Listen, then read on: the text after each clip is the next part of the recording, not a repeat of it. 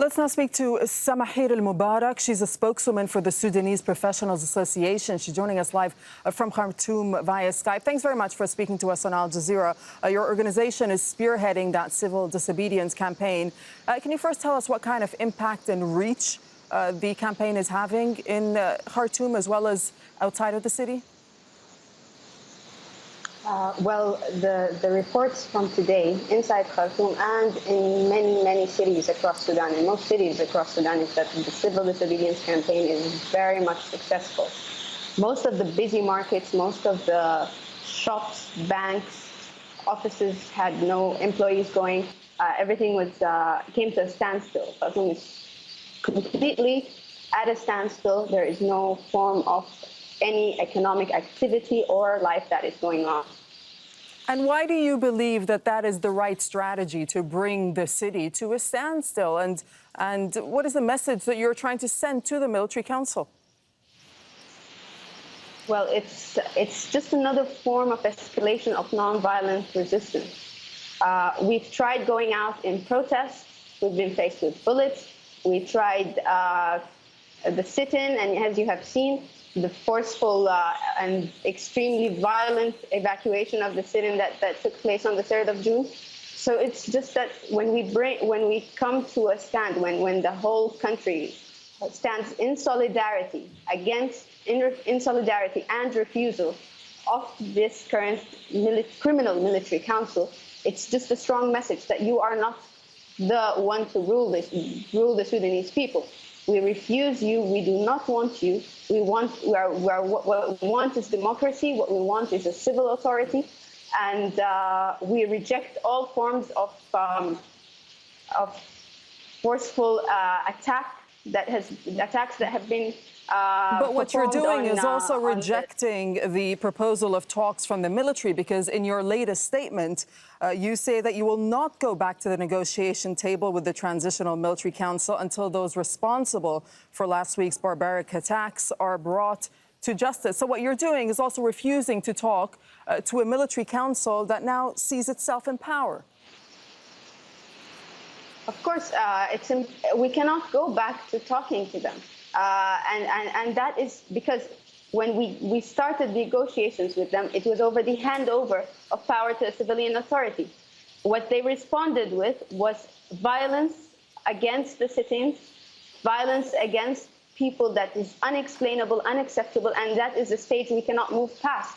We cannot sit for negotiations. All our preconditions, these are our rights, and what they have taken forcibly. So what is it that you need to be done?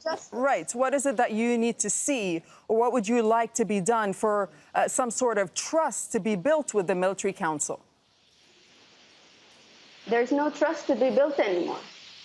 What they have done they broke everything that they should. What they have done is so criminal that there's no way to go back. There's no way to communicate with this military council anymore or negotiate over anything.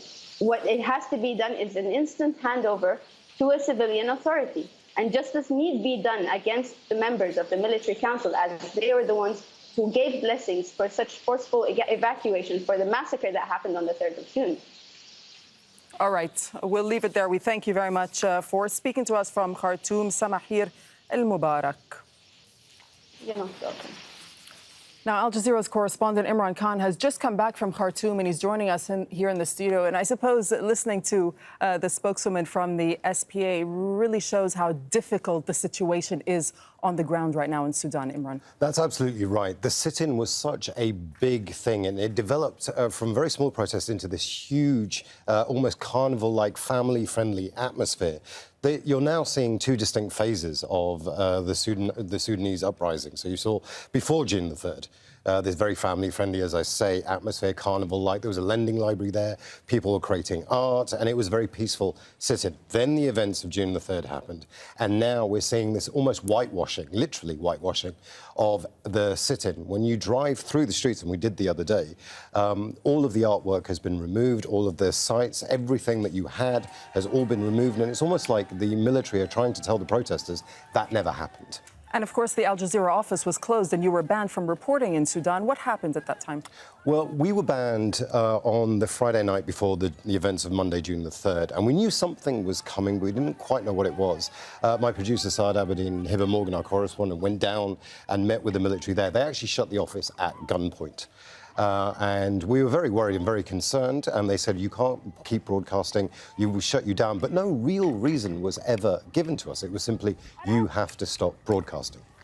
And on the point that we know, actually, there's an internet clampdown. We know that they've banned reporters from reporting, like yourselves. There's an internet clampdown in the city. From what you see or from what you saw during your time there, how were the protest organizers and the people on the streets able to mobilize and come together and share information? Well, they're using traditional means now. It was very much a digital revolution. It was, websites, and it was putting things out on WhatsApp and things like that. Now people are just using ordinary text messaging to get their messages out to each other. They're still trying to use the internet, but it's very restricted, and the Sudanese military are clamping down on it. So they're using traditional methods now. Even mosques. Mosques are very important now. The Imam at the mosque on a Friday will give a sermon, and he'll talk about what happens next in the next coming days.